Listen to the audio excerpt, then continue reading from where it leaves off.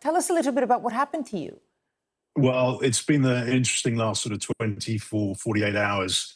We were aware of the fire. We could see it from the beach in Cap Ferret, and everybody was just staring at it. And then progressively, it got worse.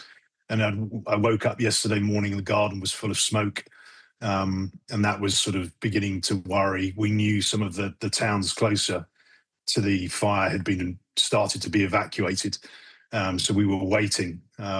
Last night, we were out at dinner and down by the inland beach. It was quite surreal. Ash was falling. It was very quiet. People were kind of very wary and wanted to get out. The boats and the ferries were getting fully booked. So it was an anxious wait. And then 4 o'clock this morning, I checked my phone and I was aware that the towns just north of us had started to evacuate, and so it was time to get out. I bet. And just, is it a part of the world that you go to quite often? Is it your first time there, or do you have a house, or, I mean, do you know the area well? I think I have a house there. I've had a house there for the last 18.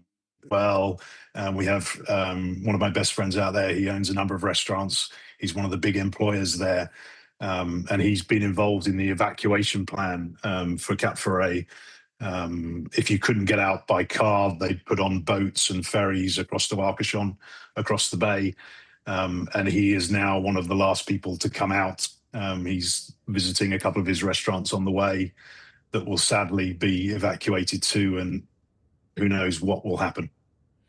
How were you actually getting your information? Because you were just mentioning you were having dinner and you could actually see the ash from the fires not so far away, and you could see it. But when it comes to the official information, was it by phone? Or were you aware of how the evacuation was going to happen if it was going to touch you eventually, which of course it did?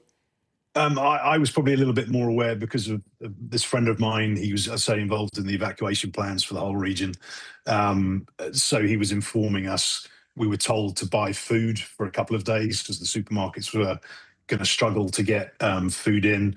A couple of days ago, they shut access. You could leave, but you couldn't get back into the point and the peninsula. So they were quite ordered in the way they did it. And then it was just watching some of the Facebook posts from the local mayors as you go down the peninsula, who were posting of incidents, and it was time to evacuate. And they did it in a phased approach. But by the time we were in the car at 6 o'clock this morning, the roads were a normal 45-minute trip, took 2.5 hours. I mean, because it's a peninsula, was there ever a point where you worried about how the evacuation would take place if it came to that? Like anything, there's one road in, one road out, and you know that they planned for this. There were the fires across the bay in Arcachon the other year, which you can still see remnants of, and sadly there's another fire just started there yesterday. And you know there's a lot of firemen there protecting the road. If that one road had been cut off, we'd all have to get on boats. So I think they were doing, and that was very close to where this film is being shown. If you go left here, that's where the fire was.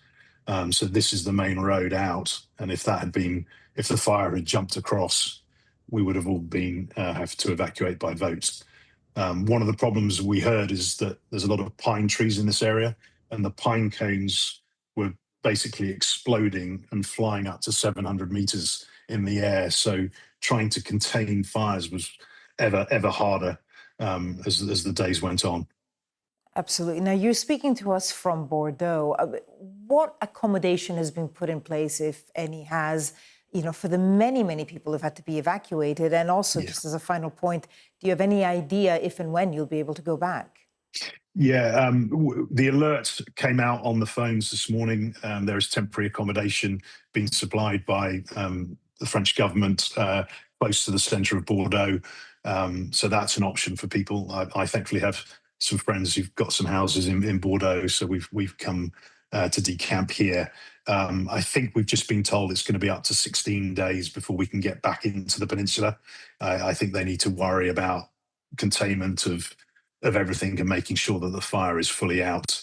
That whole peninsula, you've got pine trees from north to south for the 25, 30 kilometers.